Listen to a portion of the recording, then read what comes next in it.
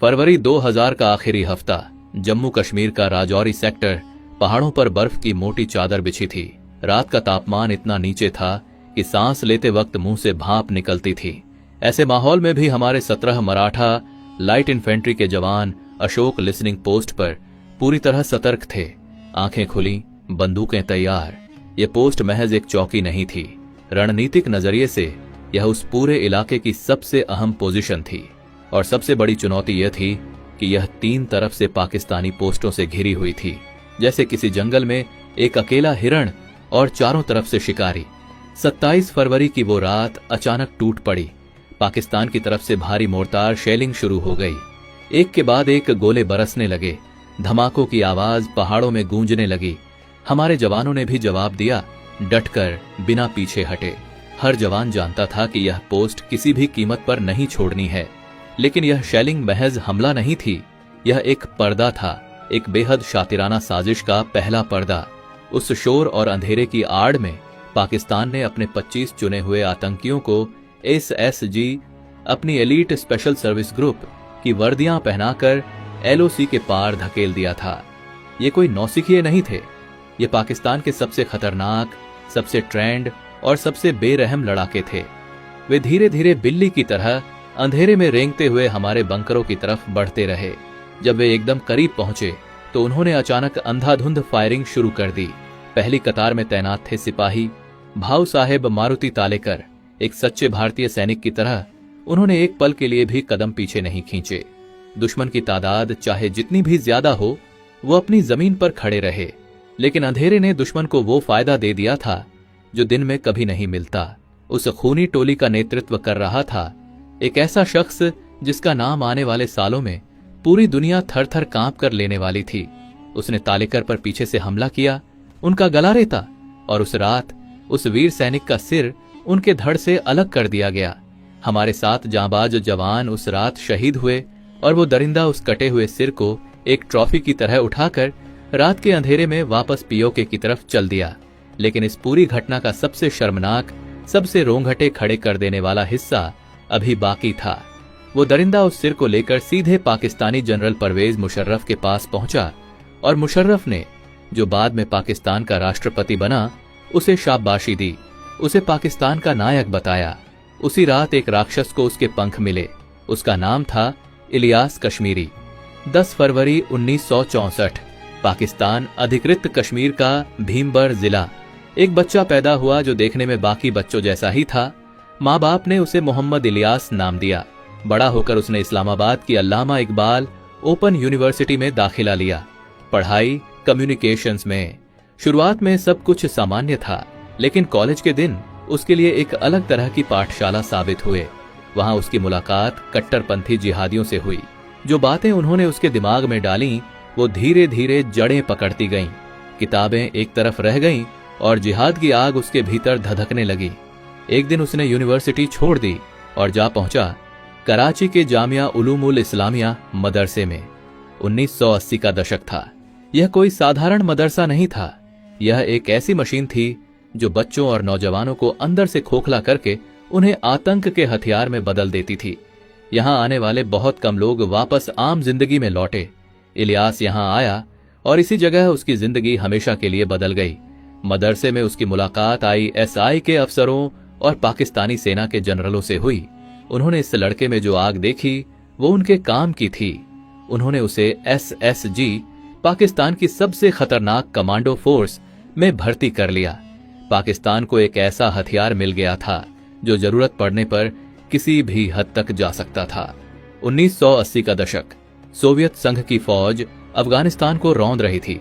यह वो दौर था जब अमेरिकी CIA, पाकिस्तानी ISI और ओसामा बिन लादेन जैसे अरबपति एक ही मकसद के लिए एक साथ काम कर रहे थे। सोवियत फौज को अफगानिस्तान से खदेड़ना। मुजाहिदीनों को पैसा मिल रहा था, हथियार मिल रहे थे और ट्रेनिंग मिल रही थी। इलियास को नॉर्थ वजीरिस्तान के मीरान शाह भेजा गया। उसका काम था अफगान मुजाहिदीनों को बारूदी सुरंगें बिछाने की ट्रेनिंग देना। लेकिन एक दिन किस्मत ने उससे भारी कीमत वसूल की। अफगान पहाड़ों की एक खूनी मुठभेड़ के दौरान हुए एक जबरदस्त धमाके में इलियास बुरी तरह घायल हो गया। उस विस्फोट ने उसकी एक आंख छीन ली और दाहिने हाथ की तर्जनी उंगली काट दी। वो मौत के बेहद करीब था, लेकिन वो बचा। और जो लोग मौत को देखकर वापस लौटते हैं वो अक्सर और भी खतरनाक बनकर लौटते हैं। अफगान जंग खत्म होने के बाद जब सोवियत सेना पीछे हट गई, पाकिस्तान के पास अब एक ऐसा बंदा था जो अफगानिस्तान की जंग में पका था, खुद को आजमा चुका था और अभी भी जिंदा था। 1991 में उसे हरकत उल जिहाद अल इस्लामी HUJI का जम्मू कश्मीर का चीफ कमांडर बना दिया गया और इसी के साथ कश्मीर की घाटी में एक नया तूफान आने की तैयारी हो गई। इलियास ने POK के कोठली इलाके में अपना बेस बनाया। यहां से उसने एक ऐसी यूनिट खड़ी की जिसका नाम सुनकर खुद आतंकियों के भी पसीने छूट जाते थे, ब्रिगेड 313। यह कोई आम आतंकी गैंग नहीं थी। इसमें शामिल होने के लिए कड़े फिजिकल और मेंटल टेस्ट से गुजरना पड़ता था। सिर्फ वही लोग चुने जाते थे जो हर हद तक जाने के लिए तैयार हों, बिना किसी सवाल के, बिना किसी हिचकिचाहट के। कश्मीर घाटी उन दिनों खून में नहाई हुई थी। हर तरफ से हथियारों और आतंकियों की खेप सरहद पार से आ रही थी। इलियास इस पूरे नेटवर्क का एक बड़ा हिस्सा बन चुका था। इसी दौरान मौलाना मसूद अजहर नकली पासपोर्ट लेकर भारत में घुसा। अनंतनाग में हमारे सुरक्षा बलों ने उसे पकड़ लिया। पाकिस्तान के लिए यह झटका बहुत बड़ा था। उनका सबसे बड़ा मोहरा भारत की जेल में था। मसूद अजहर को छुड़ाने के लिए इलियास ने एक ऐसी साजिश रची जो अंतर्राष्ट्रीय स्तर पर हलचल मचा दे।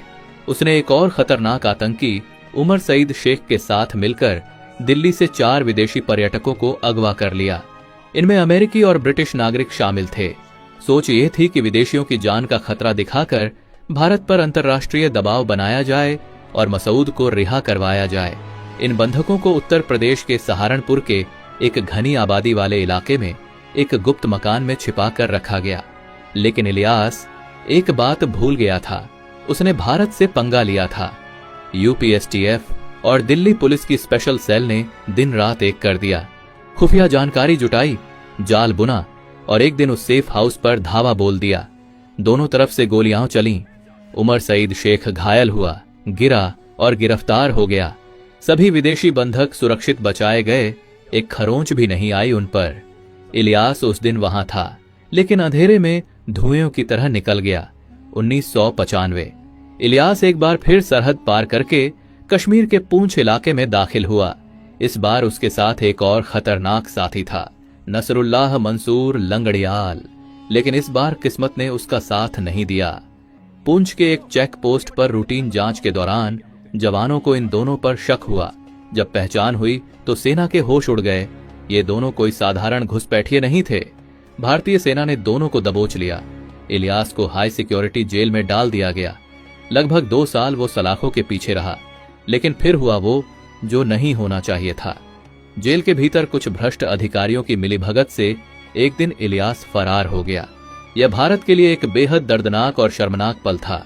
लंगड़ियाल आज भी जेल में है, लेकिन इलियास पाकिस्तान पहुंच गया। वहां ISI और आतंकी नेताओं ने उसका जो स्वागत किया वो किसी जंग जीते बादशाह से कम नहीं था। आतंकियों की दुनिया में वो अब एक जिंदा किंवदंती बन चुका था। 11 सितंबर 2001 अलकायदा ने अमेरिका के वर्ल्ड ट्रेड सेंटर पर 2 विमान उतार दिए। हजारों लोग मारे गए। दुनिया की राजनीति हमेशा के लिए बदल गई। अमेरिका ने पाकिस्तान को साफ अल्टीमेटम दिया, हमारे साथ हो या दुश्मन के साथ। मुशर्रफ ने अपनी कुर्सी बचाने के लिए अमेरिका का साथ देने का ऐलान कर दिया। पाकिस्तान अब वॉर ऑन टेरर में अमेरिका का सहयोगी था। इस फैसले ने इलियास को आग बबूला कर दिया। उसे लगा पाकिस्तानी सेना ने जिहाद को बेच दिया। उसने ISI के हर दबाव को ठुकरा दिया। 2002 में जब ISI ने उसे कहा कि वो ब्रिगेड 313 बंद करे और जैश ए मोहम्मद में शामिल हो जाए, उसने सीधा इनकार कर दिया। दिसंबर 2003 में उसने वो काम किया जिसकी शायद किसी ने कल्पना भी नहीं की थी। उसने खुद अपने आका जनरल परवेज मुशर्रफ को बम से उड़ाने की साजिश रची। हमला नाकाम रहा। पाकिस्तानी सेना ने उसे पकड़ लिया। 4 साल, 4 लंबे अंधेरे साल उसने पाकिस्तानी जेल में बिताए। टॉर्चर झेला, अकेलापन झेला। 2007 में जब वो बाहर आया तो वो एक और भी ज्यादा खतरनाक इंसान था। 2007 में इस्लामाबाद में एक ऐसी घटना हुई जिसने पाकिस्तान की नींव हिला दी। नेशनल असेंबली से महज 2 किलोमीटर दूर लाल मस्जिद को 2 कट्टरपंथी भाइयों अब्दुल अजीज और अब्दुल राशिद गाजी ने आतंकियों का किला बना लिया था।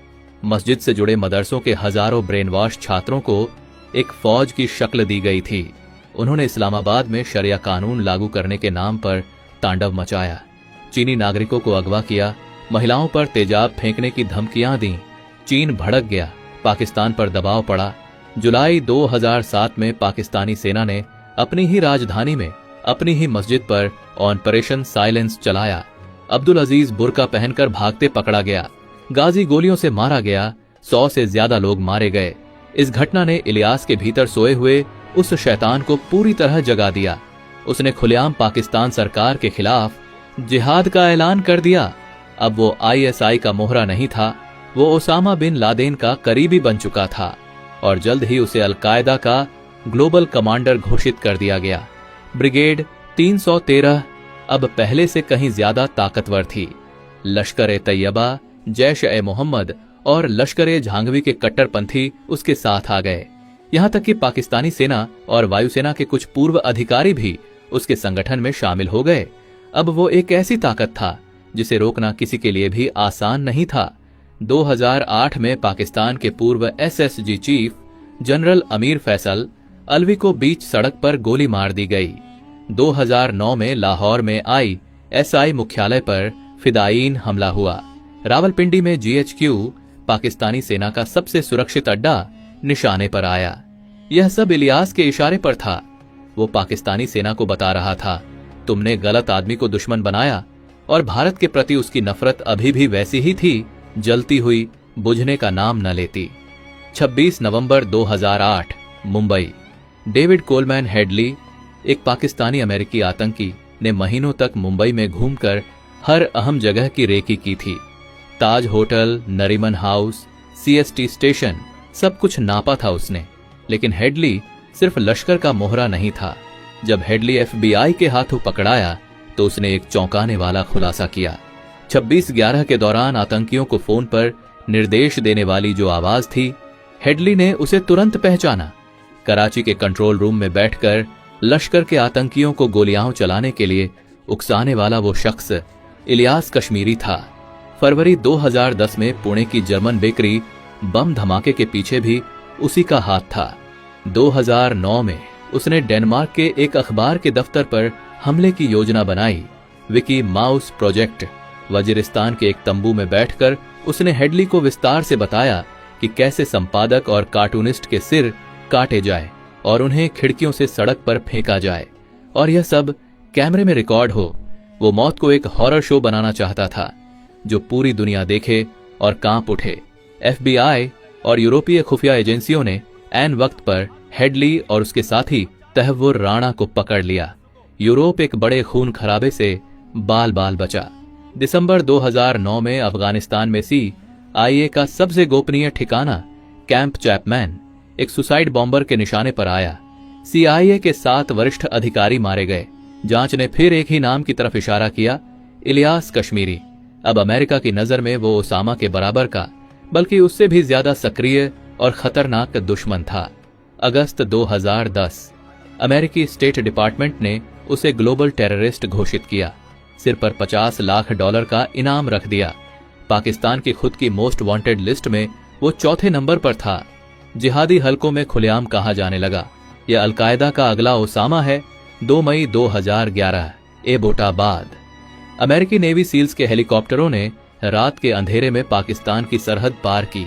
एक सफेद कंपाउंड में ओसामा बिन लादेन को उसके बेडरूम में मार दिया गया। पाकिस्तान पूरी दुनिया के सामने नंगा हो गया।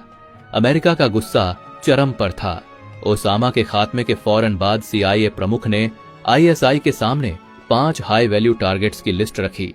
चेतावनी साफ थी, इन्हें पकड़ो नहीं तो हम फिर अंदर आएंगे।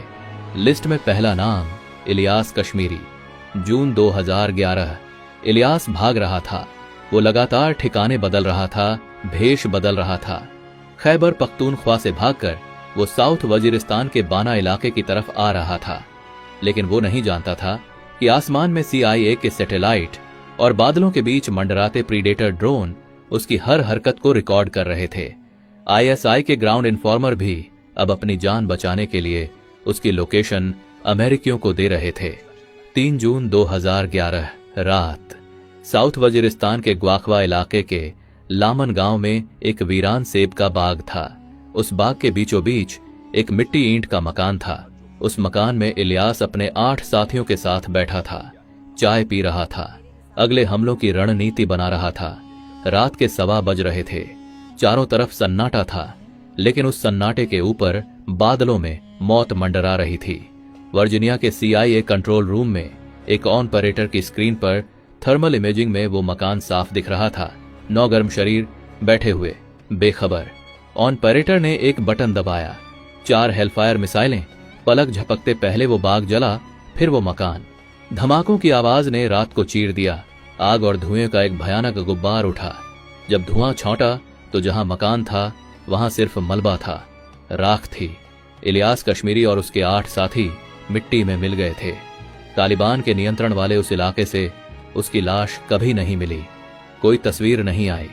लेकिन कुछ घंटों बाद HUG के प्रवक्ता और फिर अलकायदा ने आधिकारिक तौर पर माना, मौलाना इलियास कश्मीरी एक अमेरिकी ड्रोन हमले में शहीद हो गया, जिसने भारत के जवानों का सिर काटा था, जिसने मुंबई की सड़कों को खून से नहलाने में मदद की थी, जिसने CIA के अफसरों की जान ली थी, जिसने यूरोप में कत्लेआम की साजिश रची थी, जिसने पूरी दुनिया को अपने जिहाद के दहशत से कंपाने की कोशिश की थी। वो आखिरकार उस रात वजीरिस्तान के एक सेब के बाग में राख बन गया। धुरंधर फिल्म में मेजर इकबाल का किरदार इसी दरिंदे की जिंदगी से प्रेरित है। कुछ कहानियां सिर्फ इसलिए सुनाई जाती हैं ताकि हम याद रखें दुनिया में कितना अंधेरा है, और यह भी कि उस अंधेरे को मिटाने के लिए हमारे जवान हर रात उन पहाड़ों पर खड़े रहते हैं, ठंड में, अंधेरे में, बिना किसी शोर के। जय हिंद, जय भारत।